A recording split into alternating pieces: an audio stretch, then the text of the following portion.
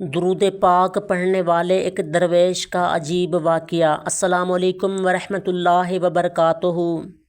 میرے پیارے مسلمان بھائیوں اور بہنوں، میری بات کو غور سے سنیے گا۔ آج جو میں آپ کو ایک عجیب واقعہ بتا رہا ہوں، اس سے آپ کو اندازہ ہو جائے گا کہ درود پاک پڑھنے والوں کی سرور دو جہاں صلی اللہ علیہ وآلہ وسلم کی بارگاہ میں کتنی عزت ہوتی ہے، کتنا مقام ہوتا ہے۔ اور اس ویڈیو کو آپ نے شیئر بھی کر دینا ہے۔ اگر آپ کے ایک شیئر سے کسی تک یہ پیغام پہنچتا ہے اور کوئی درود پاک پڑھنے لگ جاتا ہے تو اس کے بدلے اللہ کریم آپ پر کتنے کرم فرمائیں گے، اللہ کی کتنی رحمتیں آپ پر برسیں گی، کتنی آپ کو برکات حاصل ہوں گی، اس کا آپ کو اندازہ ہی نہیں ہے۔ میرے عزیز دوستو، ہم کیا چاہتے ہیں؟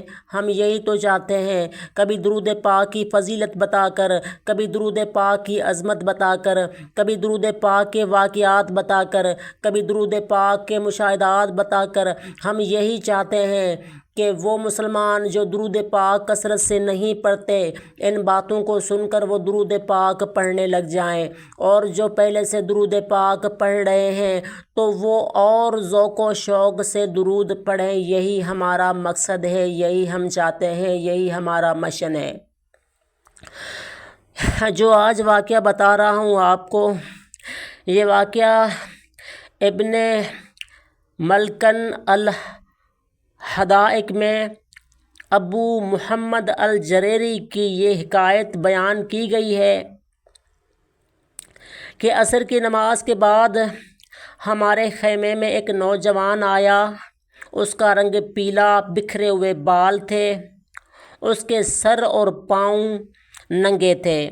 اس نے وضو کیا، 2 رکعت نماز پڑھی، اس کے بعد قبلہ رخ ایک لکڑی کو ٹیک لگا کر درود پاک پڑھنے میں مشغول ہو گئے۔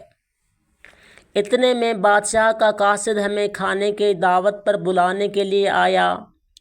میں نے اس نوجوان فقیر سے کہا کہ آؤ چلیں، بادشاہ کے گھر ہمارے کھانے کی دعوت ہے۔ اس نے کہا کہ بادشاہ کے گھر چلنے کا مجھے کوئی شوق نہیں، باقی تم میرے لیے ایک روٹی لے آنا۔ میں نے اس کی بات سنی انسنی کر کے چلا گیا۔ جب بادشاہ کے گھر سے ہم کھانا کھا کر واپس خیمے میں آئے تو وہ نوجوان درویش ابھی تک اسی جگہ پر بیٹھا درود پاک پڑھنے میں مشغول تھا۔ میں اپنے بستر پر سونے گیا۔ جیسے ہی مجھے نیند آئی تو مجھے خواب میں بہت بڑی جماعت نظر آئی۔ مجھے کسی نے آواز دی کہ یہ حضرت محمد صلی اللہ علیہ وآلہ وسلم ہیں اور 7 نبیوں کی جماعت ہے۔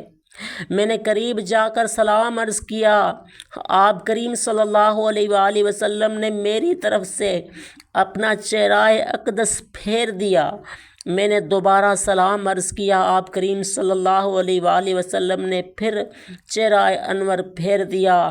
میں پریشان ہو گیا، پریشان ہو کر عرض کی، یا رسول اللہ صلی اللہ علیہ وآلہ وسلم، مجھ سے کیا گناہ ہو گیا کہ آپ مجھ سے ناراضگی کا اظہار فرما رہے ہیں؟ تو آپ کریم صلی اللہ علیہ وآلہ وسلم نے فرمایا کہ میری امت کے ایک درویش نے تیرے سامنے ایک روٹی کی خواہش کا اظہار کیا، لیکن تو نے اس کی وہ خواہش بھی پوری نہ کی۔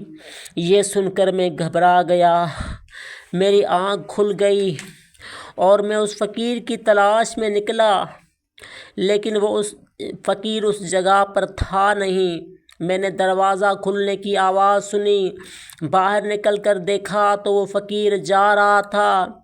میں نے اسے آواز دی کہ اللہ کے بندے، میں تیرے لیے روٹی لایا ہوں۔ وہ کہنے لگا، مجھے تیری ایسی روٹی کی کوئی ضرورت نہیں جس کے لیے 1.25 لاکھ نبی سفارش کرے اور تو پھر روٹی لائے۔ یہ کہہ کر وہ فقیر تو چلا گیا، مگر زندگی بھر اس بات کا مجھے افسوس رہا کہ سونے کا شاہین میرے ہاتھ لگا تھا، لیکن میں اس کی قدر نہ جان سکا۔